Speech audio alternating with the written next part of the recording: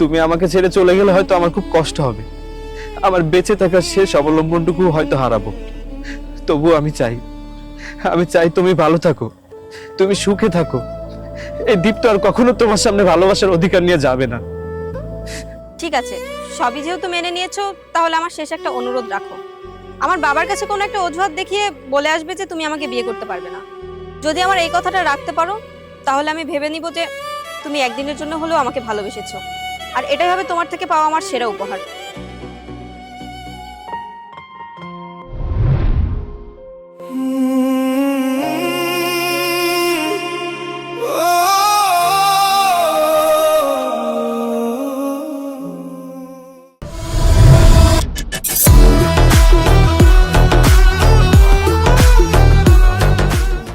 সবই তো শুনলে, বাবা যত দ্রুত সম্ভব আমার বিয়ে দিয়ে দিতে যাচ্ছে। নানান বাহানা দিয়ে এতদিন আটকে রেখেছি, কিন্তু এভাবে আর কতদিন বলো? তুমি কবে দেশে ফিরবে? আমি তো এই যন্ত্রণা সহ্য করতে পারছি না।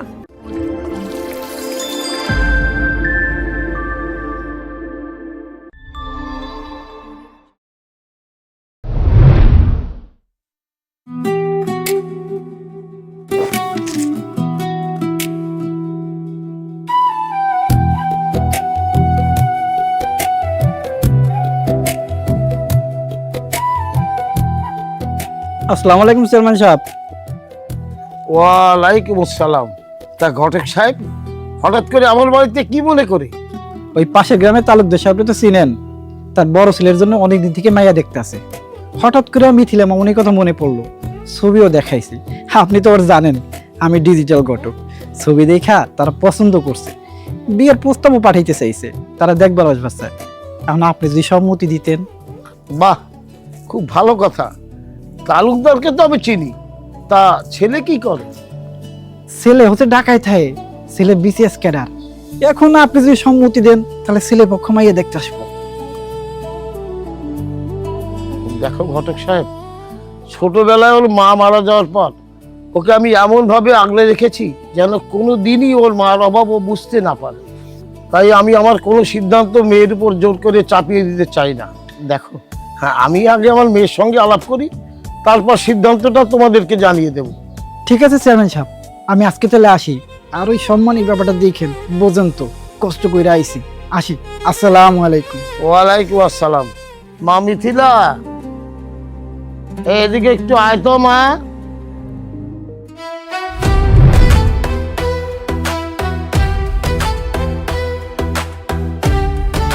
কি হয়েছে বাবা, আমাকে ডাকছে কেন?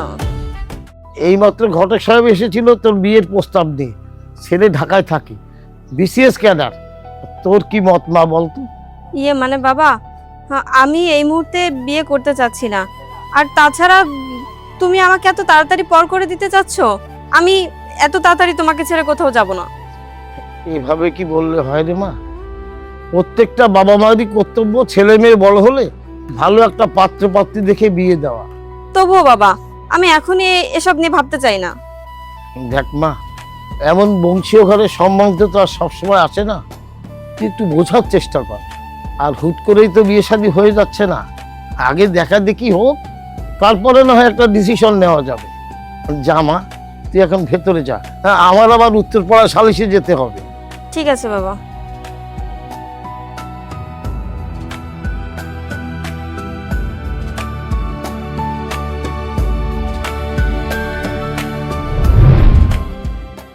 সবই তো শুনলি, আর ওদিকে সালমানেরও বিদেশ থেকে আসতে আরো 1 বছর লাগবে।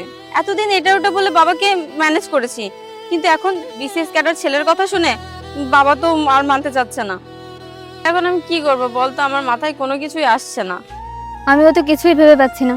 আর সালমানের সাথে তোর সরাসরি কোনোদিন দেখাও হয়নি, আর ফেসবুকে পরিচিত প্রেমের কোনো ভরসাও নেই। তার থেকে চাচার পছন্দ অনুযায়ী তুই বিয়ে করে ফেল, এটাই তোর জন্য ভালো হবে। না রে, সেটা হয় না। আমি ওকে ছাড়া আর কাউকে বিয়ে করতে পারবো না। দেখ, অনলাইনে কেউ কাউকে বিশ্বাস করে না, আর সালমান আর ওর পরিবার সম্পর্কে তুই ভালো করে কিছুই জানিস না। তাহলে কিসের উপর বিশ্বাস করে তুই ওর জন্য অপেক্ষা করবি বল? সে যাই হোক, সালমান অন্যদের মতো না, ও বিদেশে অনেক কষ্ট করে। আমি ওকে ঠকাতে পারবো না। ঠিক আছে, সামান্য এই বিষয়টা নিয়ে তোর আর এত সিরিয়াস হওয়া লাগবে না। আমার মাথায় একটা বুদ্ধি আসছে। যদি আমার কথাটা মেনে চলিস তাহলে আপাতত তোর বিয়েটা বন্ধ হলেও হতে পারে। কি বুদ্ধি বলতো? তুই একটা কাজ কর, তুই এমন একটা ছেলেকে তোর বয়ফ্রেন্ড সাজিয়ে চাচার সামনে নিয়ে যা, যাকে দেখলে চাচা কিছুতেই তোদের সম্পর্কটা মেনে নেবে না, আর তুইও জেদ ধরে বলবি ওকে ছাড়া আর কাউকে বিয়ে করবো না। ব্যাস, তাহলে আপাতত তোর বিয়ে বন্ধ। ধুর, তাই হয় নাকি? আর তাছাড়া এখন বয়ফ্রেন্ড সাজানোর জন্য আমি ছেলে কোথায় পাবো? আরে বুদ্ধিটা যখন বের করেছি তখন ছেলেও ঠিক জোগাড় হয়ে যাবে, আমাকে আরেকটু ভাবতে দে।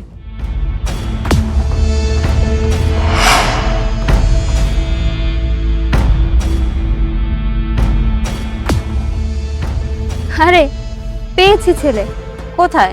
আরে ওই যে দেখ আসছে।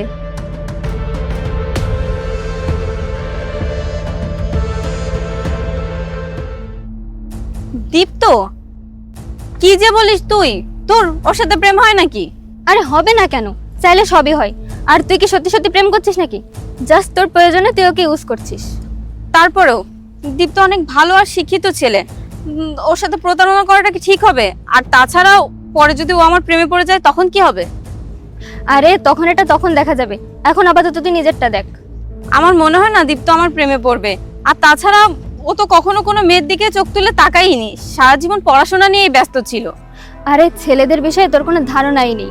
যত ভদ্র ছেলেই হোক না কেন, একদিন, 2 দিন, 3 দিন, তারপরেই দেখবি ঠিক দুর্বল হয়ে যাবে।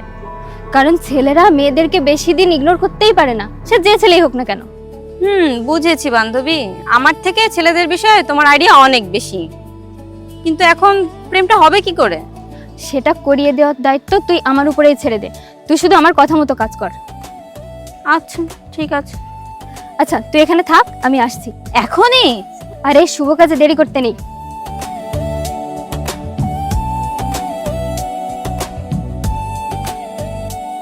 দীপ্ত ভাই একটু দাঁড়ান।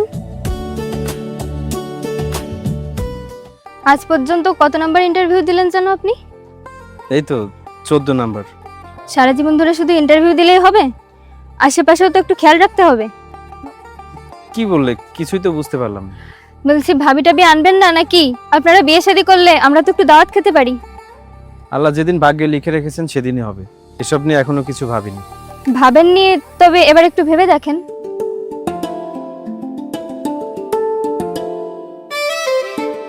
ঐশী, আর কতক্ষণ? এবার কিন্তু আমি সত্যি সত্যি চলে যাব। যাবো সই যাবো, এত উতলা হলে কি হয়? এতদিনেও তো নিজের মনের কথাটা বলে উঠতে পারোনি, এখন আমাকে একটু বলতে দাও। কিরে দোস্ত, আব্বাব তো সুবিধার মনে হচ্ছে না। কি ডুবে ডুবে পানি খাচ্ছো? আরে দূর, কি যে বলিস। প্রীতম ভাই কিন্তু ঠিক কথাই বলেছে দীপ্ত ভাই। আপনার ভাবনায় তো একজন সারা রাত ঘুমোতেই পারে না, দিন রাত উঠতে বসতে শুধু আপনার কথা আর আপনার কথা। আরে কি সব বলছো?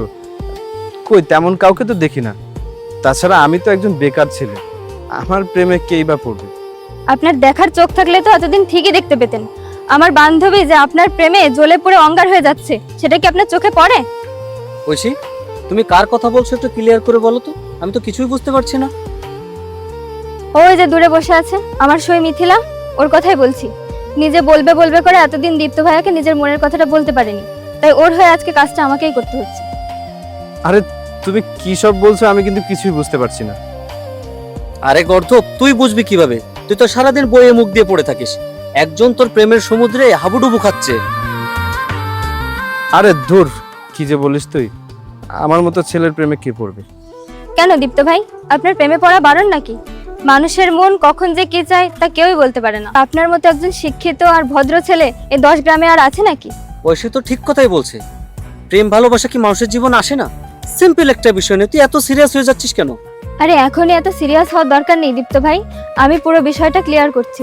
আমার বান্ধবী মিথিলা অনেকদিন থেকেই মনে মনে আপনাকে পছন্দ করে, কিন্তু সরাসরি আপনাকে এসে বলতে পারছে না, তাই ওর হয়ে কাজটা আমাকেই করতে হচ্ছে। এখন আপনিই ভেবে দেখেন, সিদ্ধান্ত আপনার।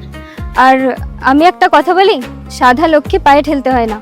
আর আমার বান্ধবী বলে বলছি না, ওর মতো একটা সুন্দরী আর ভালো মেয়ে 10 গ্রামে খুঁজলেও আপনি পাবেন না। আরে ভাই, তোর জায়গায় যদি আমি হতাম, আমি এখনই রাজি হয়ে যেতাম। এখনই রাজি হতে হবে এমন তো কোনো কথা নেই। দীপ্ত ভাই, আপনি আগে বাড়িতে যান, বিশ্রাম করেন, ভালো করে ভাবেন, তারপরে আগামীকাল সিদ্ধান্তটা জানাবেন। আরে ভাই, সিদ্ধান্তটা এখনই জানিয়ে দে। কি আমতা আমতা করছিস? তোকে দিয়ে কিচ্ছু হবে না, ধুর। আয়ুষী, তোর হলো? আমি কিন্তু বাড়ি চলে গেলাম। আরে দাঁড়া দাঁড়া, আসছি। আমি তাহলে আসি দীপ্ত ভাই।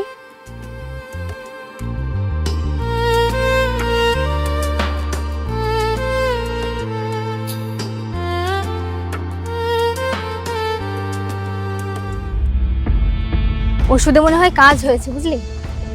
কাজ হলে তো ভালো, যত দ্রুত শিকারকে আমি আমার জালে আটকাতে পারবো তত আমার জন্য ভালো।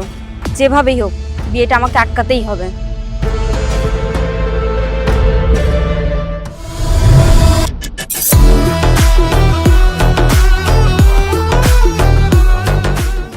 সবই তো শুনলে, বাবা যত দ্রুত সম্ভব আমার বিয়ে দিয়ে দিতে যাচ্ছে। নানান বাহানা দিয়ে এতদিন আটকে রেখেছি, কিন্তু এভাবে আর কতদিন বলো? তুমি কবে দেশে ফিরবে? আমি তো এই যন্ত্রণা সহ্য করতে পারছি না। তুমি তো জানো মিথিলা, এই পৃথিবীতে তুমি ছাড়া আমার কেউ নেই।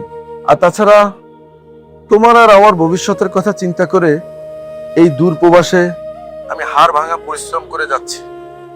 আমি দেশে এসে তোমাকে বিয়ে করব, তারপর তুমি আর আমি সুখে শান্তিতে সারাটা জীবন কাটিয়ে দেব। তুমি যেভাবে হোক মিথিলা, প্লিজ এই বিয়েটা আটকাও। তুমি যদি আমাকে ছেড়ে যাও, এই দুনিয়াতে বেঁচে থাকার শেষ অবলম্বনটুকু আমি হারিয়ে ফেলবো। আচ্ছা ঠিক আছে, আমি দেখছি কি করা যায়। তুমি কিন্তু আর কখনো এভাবে ছেড়ে যাওয়ার কথা বলবে না। তুমি এভাবে কথা বললে আমার খুব কষ্ট হয়। ঠিক আছে লক্ষ্মীটি, আর কখনো বলবো না। আমাকে বস ডাকছে, এখন তাহলে রাখি। হ্যালো, এই শোনো না, ধুর, সবসময় এমন করে, আর ভালো লাগে না।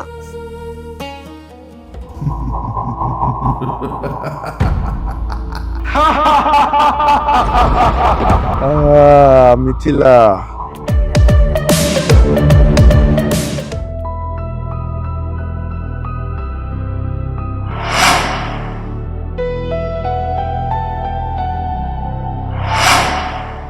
কিরে বন্ধু, বিকাল হয়ে গেল, আজ বাইরে বেরোলি না যে? কেমন জানি লাগছে, হঠাৎ করে কোনো কিছুই যেন ভালো লাগছে না। কেমন জানি একটা মায়ার টান, এই মায়ার টানে বুকটা শীতল হয়ে যাচ্ছে। আমি কোনো কিছু করে মনটাকে শান্ত করতে পারছি না। লক্ষণ তো বেশি ভালো না রে দোস্ত। প্রেম তাহলে কি জমে ক্ষীর? বুঝতে পারছি না রে, কিন্তু কেমন কেমন জানি লাগছে। বাড়িতে আসার পর থেকে মিথিলার কথা খুব মনে পড়ছে। ক্ষণে ক্ষণে ওর মায়া ভরা মুখটা চোখের সামনে ভেসে উঠছে। আগে তো কখনো এমন হয়নি। কি করা যায় বলতো? কি আর করা যাবে বল, মিথিলা খুবই ভালো মেয়ে। তাছাড়া তোর জন্য সব দিক থেকেই পারফেক্ট। আর চাচা মারা যাওয়ার পর চাচিও কেমন যেন একা হয়ে গেছে। শোন, মিথিলা যেহেতু তোকে পছন্দ করে, চাচিকে দিয়ে চেয়ারম্যান চাচার কাছে তোদের বিয়ের একটা প্রস্তাব পাঠানো, তারপর বিয়ে করে ফেল। চাচার সাথে যেহেতু চেয়ারম্যান চাচার আগে থেকে একটা ঘনিষ্ঠ সম্পর্ক ছিল, সেহেতু আমার মনে হয় না যে উনি অমত করবেন। অবশ্যই বিষয়টা ভেবে দেখবেন। দেখি, আরেকটু ভেবে দেখি। এই ব্যাপারে এত তাড়াতাড়ি সিদ্ধান্ত নেওয়া ঠিক হবে না। মিথিলার কাছে আগে শুনে নেওয়া উচিত, কারণ শুধুমাত্র ঐশীর মুখ থেকে শুনে এত বড় সিদ্ধান্ত নেওয়া ঠিক হবে না। আরে এটা নিয়ে তুই কোনো চিন্তা করিস না, আগামীকাল মিথিলার সঙ্গে তো দেখা করার ব্যবস্থা করে দিচ্ছি, ঠিক আছে? আমি তাহলে এখন আসি। ও আর শোন, আবার মিথিলার কথা ভাবতে ভাবতে যেন মজনু হয়ে যাস না, ঠিক আছে?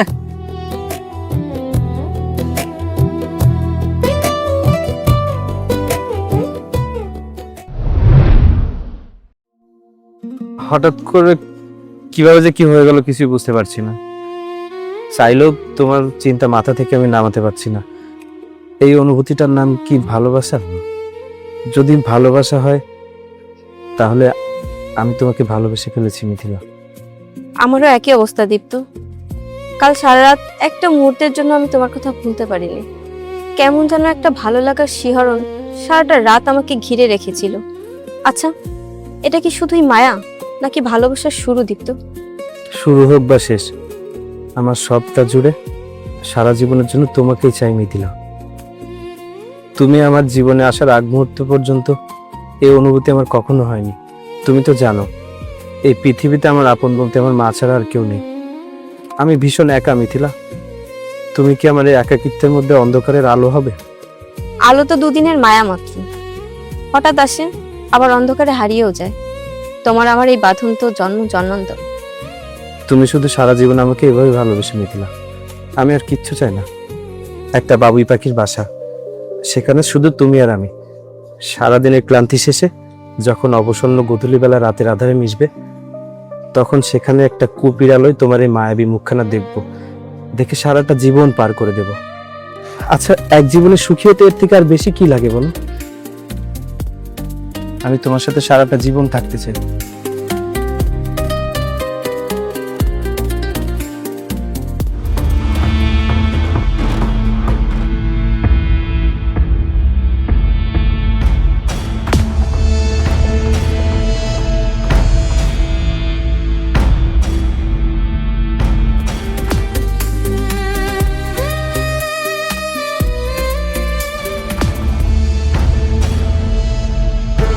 বাবা, তুই জন্য এই বিষয়ে কাউকে কিছু বলিস না। ছি চাচা, আপনি যে কি বলেন, এলাকায় আপনার একটা মান সম্মান আছে না, এজন্য আমি বিষয়টা জানতে পেরে আগে আপনার কাছে এসেছি।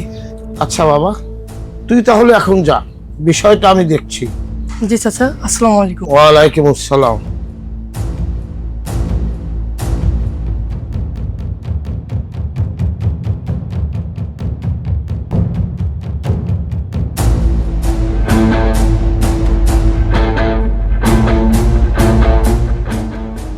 আমাদের সারাদিন কোথায় কোথায় ঘুরে বেড়াও, আর তাছাড়া বাবার খবরটাও তো রাখো।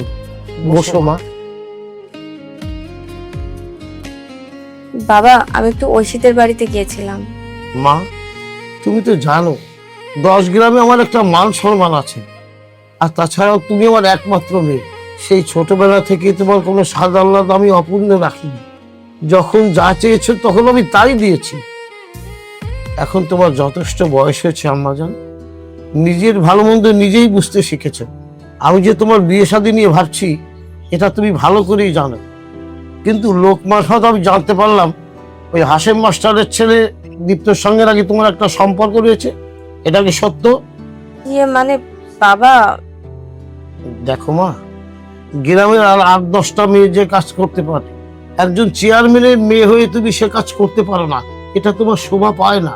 বাবা, দীপ্তকে আমি পছন্দ করি, আর এর কারণে আমার অন্য কোনো বিয়েতে সম্মতি নেই। এই কথাটা তোমাকে আমি অনেকদিন ধরে বলতে চাচ্ছিলাম, কিন্তু বলতে পারছিলাম না। কি বলছো এসব? আচ্ছা ঠিক আছে মা, আগামীকাল দীপ্তকে বলবে তার মাকে সাথে করে নিয়ে যেন আমার এখানে আসে, ব্যাপারটা আমি দেখছি। ঠিক আছে বাবা, আমি তাহলে এখন ঘরে যাই। যাও।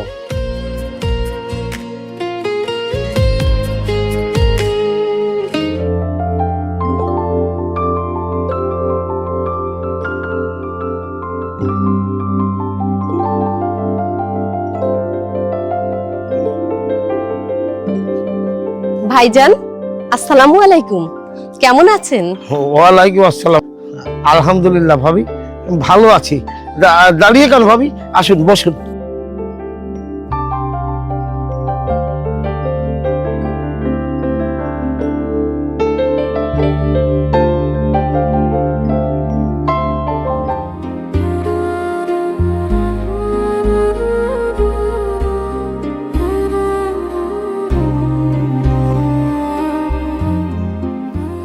ভাবি নিন চান।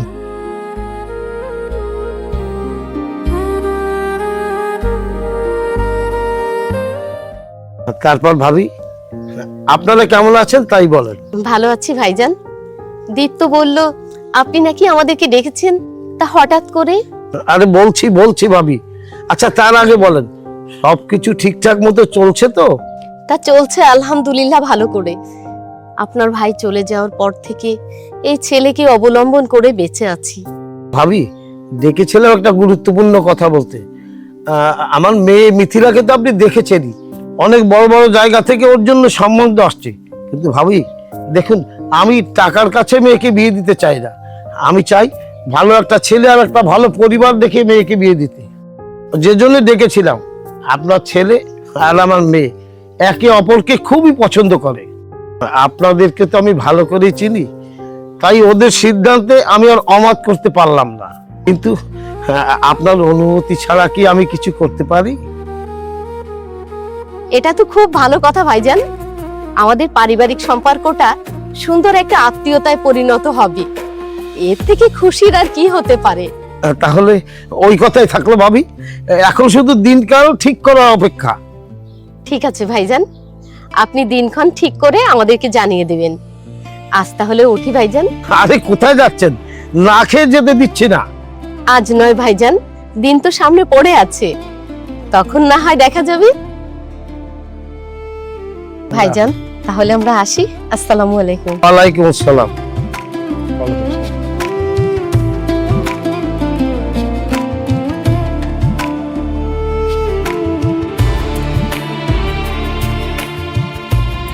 সর্বনাশ, এমনটা হবে আমি তো ভাবতেও পারিনি। কি করতে চাইলাম আর কি হয়ে গেল। ভেবেছিলাম বাবা রাজি হবে না, সেখানে দ্বিগুণ উৎসাহ নিয়ে নিজে সবকিছু আগবাড়িয়ে বলছে। না না, আর সময় নেওয়া যাবে না।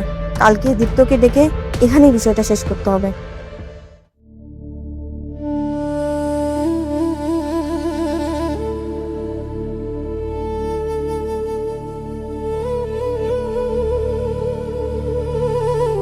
কি ব্যাপার, হঠাৎ করে মহারানীর এত ঘটা করে তলব, তা আবার এত রাতে নদীর পাশে?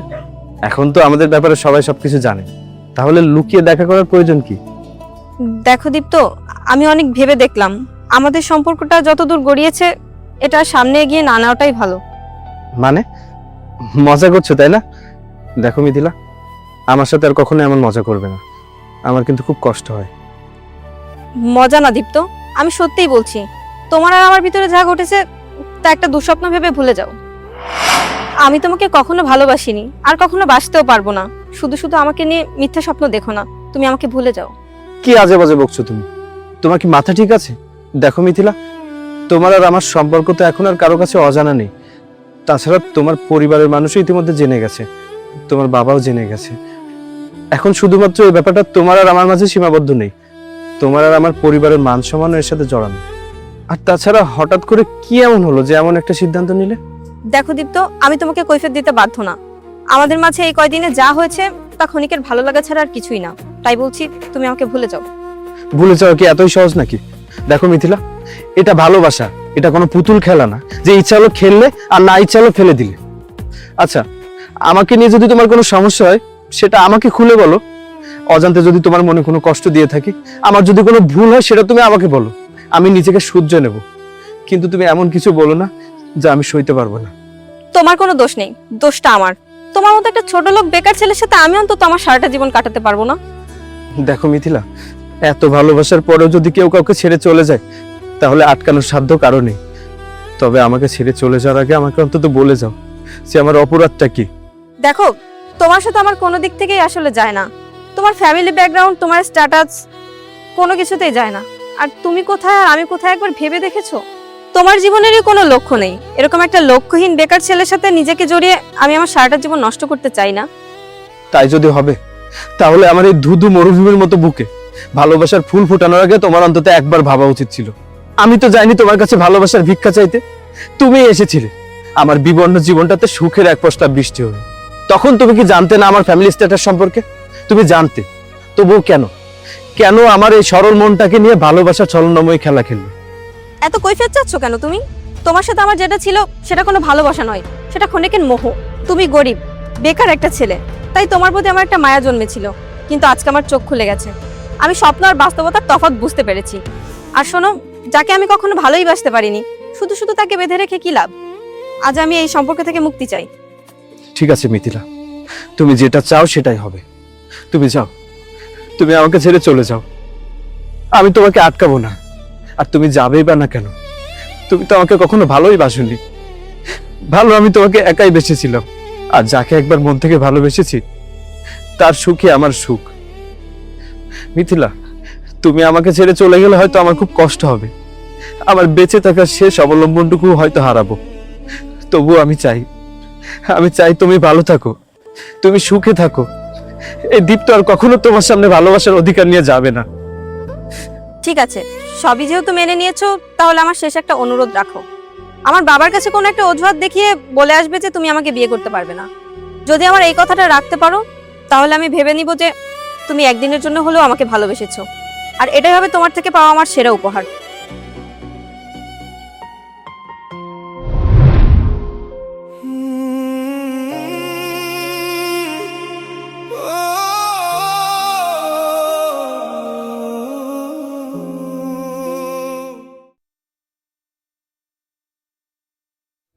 আমি আর পারছি না রইসি, আমি আর পারছি না। দীপ্তর সাথে ভালোবাসার অভিনয় করতে করতে আমি যে কখন ওর ভালোবাসার মায়ায় পড়ে গেছি আমি নিজেও বুঝতে পারিনি। ও ছাড়া আমি যে কতটা শূন্য সেটাও আমার জীবন থেকে না চলে গেলে আমি রিয়েলাইজই করতে পারতাম না। তাই যদি হবে তাহলে সালমানকে দীপ্তর সাথে প্রথমে মিথ্যে প্রেমের অভিনয় করতে চেয়েছিলাম নিজের স্বার্থ হাসিল করার জন্য। আর সালমানের কথা বলছিস, ওকে আমি কতটুকুই চিনি, ফেসবুকে পরিচিত হয়েছিলাম, তারপরে হাই হ্যালো করতে করতে কখন যে ওর মায়ে জড়িয়ে গেছি আমি বুঝতে পারিনি। আর জড়াবোই না কেন, ও আমাকে প্রতিনিয়ত দুঃখ কষ্ট দারিদ্রতার কথা বলে আমাকে ইমোশনালি ব্ল্যাকমেল করতো। ওর জন্য অপেক্ষা করতে চেয়েছিলাম শুধু একটা দায়বদ্ধতা থেকে। আমি ওকে কথা দিয়েছিলাম যে বিয়ে করলে শুধু ওকেই করব। দেখ মিথিলা, দায়বদ্ধতার খাতিরে কাউকে বিয়ে করে অন্তত সংসার করা যায় না। যেখানে ভালোবাসাই তৈরি হয়নি সেখানে তো বিয়ের প্রশ্নই ওঠে না। আর তোর সব থেকে বড় ভুল ছিল দীপ্ত ভাইকে ফিরিয়ে দেওয়া, তার সত্যিকারের ভালোবাসাকে অপমান করা। এখন আমার কি করা উচিত তুই একটু বল তো। এই মুহূর্তেই তুই সালমানকে ফোন দে আর তোর মনের মধ্যে লুকানো সত্যি কথাটা ওকে বলে দে। এভাবে নিজেকে কষ্ট দেওয়ার থেকে সত্যিটা বলে দেওয়াই ভালো। আমিও কয়েকদিন ধরে এটাই ভাবছি। দাঁড়া, এখনই ওকে ফোন দিই।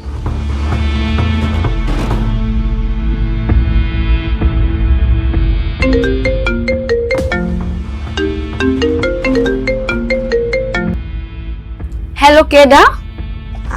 আপনি কে? এটা সালমানের ফোন না? হ্যাঁ, এটা সালমানেরই ফোন। আর আমি ওর ওয়াইফ বলতেছি। ও 2 দিন হলো বিদেশ থেকে বাড়িতে এসেছে, এখন ওর ফোনটা রেখে একটু বাইরে গেছে। কিন্তু আপনি কেডা? আপনারে তো ঠিক চিনতে পারলাম না। সালমান বিবাহিত? বিবাহিত মানে কি কোন আপনি? 2 বাচ্চার বাপে জিগাইতেছেন যে বিবাহিত কিনা? তার মানে এতদিন ও আমার সাথে প্রতারণা করেছে? মানে কি বিড়বিড় করতেছেন আপনি? এই সত্যি করে বলেন তো আপনি কে? আমি না না আমি কেউ না, আমি রাখছি আপু। এই রাখছি মানে? ও আচ্ছা, তলে তলে তাইলে এই কাহিনী চলতেছে। ওই লুচ্চা মিনছে বিদেশ থেকে তাহলে অন্য মেয়েকে লগে লটর পটর করছে। আজকে বাড়িতে আই, ওর খবর আছে। আর শোনো মাইয়া, তুমি যদি দ্বিতীয়বার এই নাম্বারে কল করছো না, তোমার কিন্তু খবর আছে।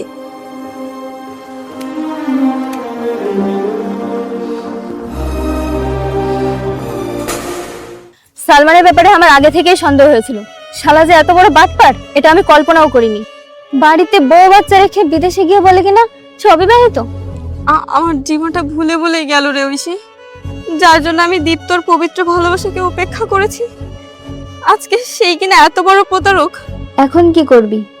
দীপ্ত ভাইকে বুঝিয়ে বললে হয়তো সে সবটা বুঝতে পারবে। না রে ঐশী, দীপ্তর সামনে গিয়ে দাঁড়ানোর মুখ আমার নেই। ওর পবিত্র ভালোবাসা উপেক্ষা করে যে পাপ আমি করেছি তার প্রায়শ্চিত্ত আমাকেই করতে হবে।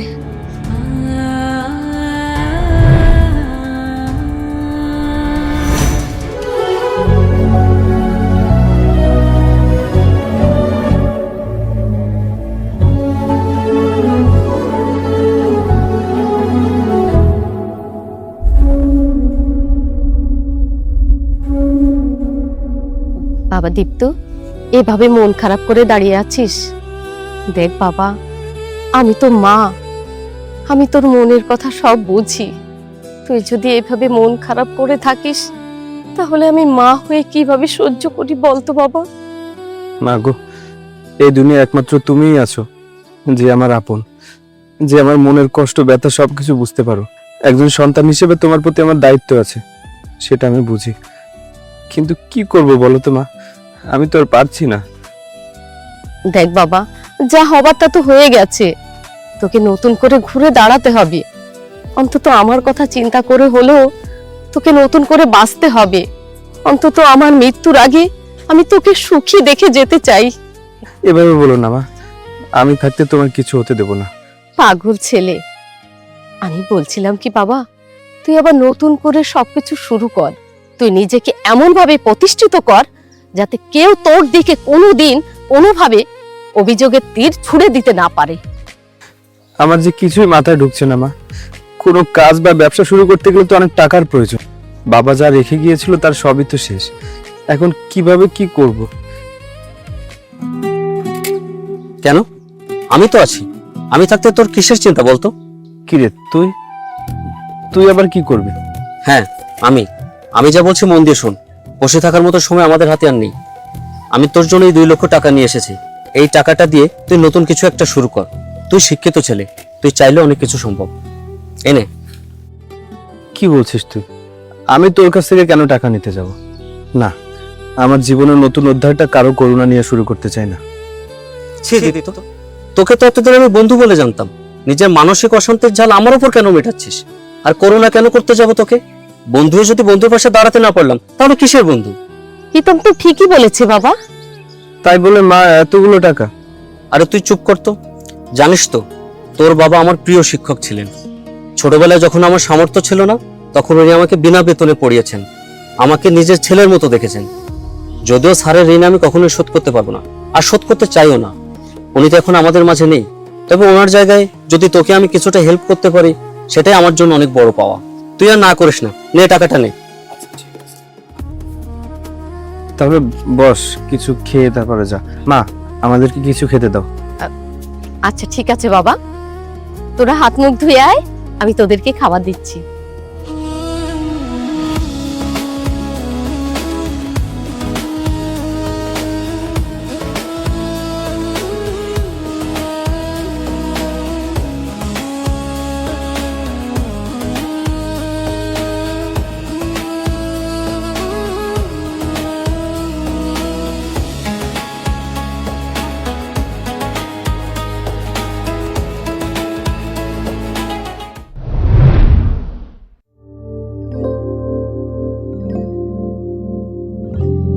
নে বাবা, শরবতটা খেয়ে নে।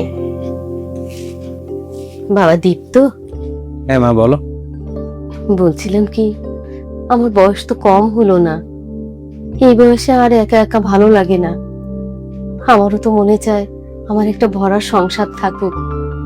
তাই বলছিলাম কি। এসব তুমি কি বলছো মা? তাই বলে এই বয়সে? লোকে শুনলে তো ছিছি করবে। ফাজিল ছেলে, তোর কানটা মলে দেবো। আমার কথা বলছি না, তোর কথা বলছি। না না মা, আমি আর কোনো সম্পর্কে জড়াতে চাই না। জীবনে যা কিছু হয়ে গেছে সবকিছু অতীত।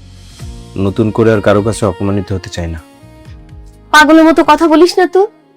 তুই এখন নিজের পায়ে দাঁড়িয়েছিস, যথেষ্ট ইনকামও করিস। এবার তোকে আমার কথা শুনতেই হবে। তোকে একটা বিয়ে করতে হবে বাবা। ঠিক আছে মা, দেখো তুমি যেটা ভালো বোঝো। শোন, আমি একটা মেয়ে দেখে রেখেছি, খুব মিষ্টি মেয়ে, তোরও খুব পছন্দ হবে। চল কাল গিয়ে আমরা একবার দেখে আসি। আচ্ছা ঠিক আছে, তুমি যেটা চাইবে সেটাই হবে।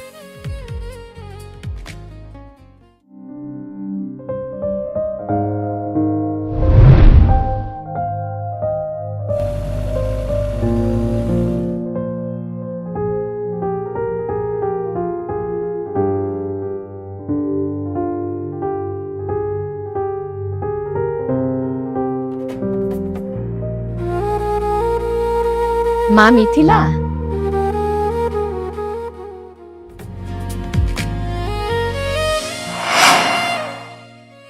মা, তুমি যে মেয়ের কথা বলেছো এই সেই মেয়ে? তুমি কি আমার সাথে ঠাট্টা করছো? তুমি তো আগে পিছে সবকিছুই জানো, তারপর কেন এখানে নিয়ে আসছো? কেন তোকে এখানে নিয়ে আসলাম সেটা বুঝতে পারিসনি? আরে মিথিলাই তো সেই মেয়ে যার কথা কালকে আমি তোকে বলেছিলাম। অসম্ভব মা, আমি এই মেয়েকে কোনোদিনও বিয়ে করতে পারবো না। যে পর্দায় নয়, বাস্তব জীবনে এত ভালো অভিনয় করে এমন মেয়েকে তুমি বিয়ে করতে বলছো? মা, তুমি কি আমার ভালো চাইলে নাকি আমাকে অভিশাপ দিলে? তোমার অজানা তো কিছুই ছিল না। এরকম একটা স্বার্থপর আর জঘন্য মেয়ের সাথে তুমি আমার বিয়ে দিতে চাইছো? আরে তুই কাকে স্বার্থপর বলছিস আর কাকেই বা তুই জঘন্য বলছিস? আরে আমি তোর মা হই, আর তুই আমাকে বলছিস আমি তোর ভালোর জন্য করলাম না আমি তোকে অভিশাপ দিলাম? আরে পৃথিবীর কোনো মা কি তার সন্তানকে অভিশাপ দিতে পারে? তুমি তো জানো না, এই মেয়েটা দিনের পর দিন কিভাবে আমার সাথে অভিনয় করেছে, কিভাবে আমার মন নিয়ে খেলেছে, আমার সাজানো জীবনটাকে একদম নষ্ট করে দিয়েছে। রাতের পর রাত আমি ঘুমাতে পারিনি, দিনের পর দিন আমি উদাসীনভাবে কাটিয়েছি।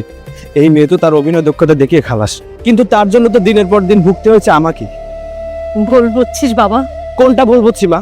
আমার কোন কথাটা তোমার ভুল মনে হচ্ছে? মা, আমাকে মাফ করো। তোমার সব কথা মানতে পারলেও আমি এই কথা মানতে পারবো না। আমি কখনো এই মেয়েকে বিয়ে করতে পারবো না। যে মানুষের মনকে মজা করার উপকরণ বানিয়ে নেয়, সে আর যাই হোক আমার বিচারে কোনোদিন মানুষের কাতারে পড়ে না। আর তাছাড়া তোমার আর আমার তো দিব্যি সুন্দরভাবে জীবনটা চলে যাচ্ছিল, তাহলে কেন এমন সিদ্ধান্তটা নিলে?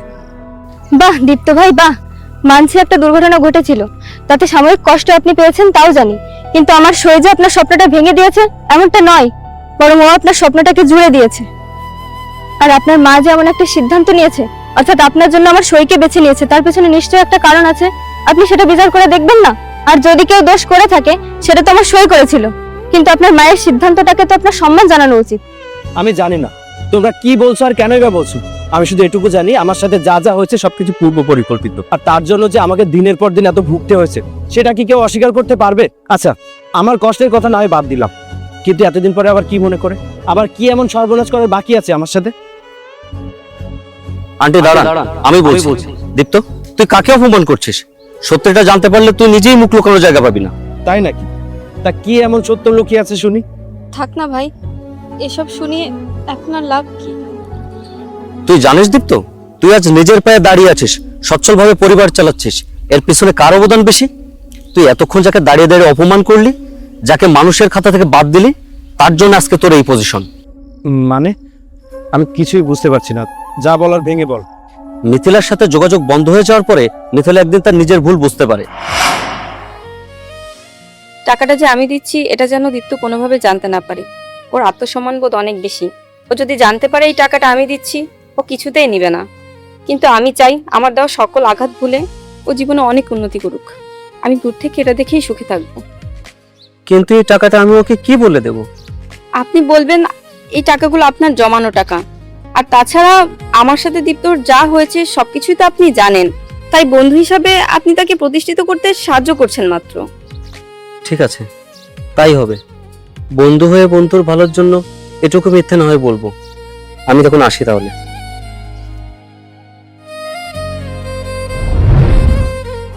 একটা মানুষ যতই অপরাধ করুক না কেন, একটা পর্যায়ে যদি সে নিজের ভুল বুঝতে পারে এবং মন থেকে যদি শব্দ স্বীকার করে নেয়, তাহলে তার থেকে ভালো আর কি হতে পারে? আশা করি তুই এখন অযথা দুর্ব্যবহার করে নিজের নির্বুদ্ধিতার পরিচয় দিবি না। আমার সই যতই ভুল করুক না কেন, সে যে এখন নিজের ভুল বুঝতে পেরেছে আর এতদিন ধরে আপনার জন্য অপেক্ষা করেছে, আশা করি তাতে আপনার কোনো সন্দেহ নেই। মা, তুমি এসব জানতে? শুধু তোমার মা নয় বাবা, সবকিছু আমিও জানতাম। তুমি বিয়েটা হঠাৎ করে ভেঙে দেওয়ার পর আমার কিছুটা সন্দেহ হয়েছিল, তাই আমি তোমার মায়ের সঙ্গে আলাদাভাবে দেখা করে পুরো বিষয়টা জানতে পেরেছিলাম। শুধুমাত্র তোমার ভালোর জন্য এতদিন তোমার কাছ থেকে সবকিছু লুকিয়ে রেখেছিলাম, শুধু তোমার লক্ষ্যে পৌঁছাতে যেন কোনো পিছুটা না থাকে। এত কিছু ঘটে গেল আর আমি কিছুই জানতে পারলাম না। মা, কেন মা, তুমি কেন এসব আমার থেকে লুকিয়েছো? আমি না জেনে কত খারাপ ব্যবহার করেছি মিথিলার সাথে। বলিনি তার কারণ, আমরা চেয়েছিলাম তুই নিজের পায়ে দাঁড়া, তুই উপার্জন কর, তারপর তোর কাছে আমরা সব খুলে বলবো। কিন্তু মিথিলা, তুমি কেন এতদিন আমাকে কিছু বলোনি? আমি এতদিন না জেনে তোমাকে ঘৃণা করেছি, আজকে তোমাকে কতগুলো কথা শুনলাম। তোমাকে আগে এসব কিছু বলিনি, তার কারণ তোমার সাথে আমি যে অন্যায় করেছি, তারপরে তোমার চোখে আর হৃদয়ে আমার জন্য ঘৃণা ছাড়া আর কিছুই ছিল না। তখন যদি আমি সরাসরি তোমাকে কিছু দিতে চাইতাম বা হেল্প করতে চাইতাম, তুমি কিছুতেই নিতে না। আর এখন আমার হবু জামাই যে জায়গায় দাঁড়িয়ে আছে সেটাও আর হতো না, তখন আমার কি হতো শুনি? আমাকে ক্ষমা করে দাও মিথিলা, তবে তুমি ভেবো না যে তোমার সাহায্য পেয়ে এত দূর পর্যন্ত এসেছি বলে আমি তোমার কাছে ক্ষমা চাইছি। আমি তোমার কাছে ক্ষমা চাইছি কারণ আমি এখনো তোমাকে ভালোবাসি। তুমি কেন ক্ষমা চাইছো? আমি নিজেই নিজের কাজের জন্য অনেক লজ্জিত।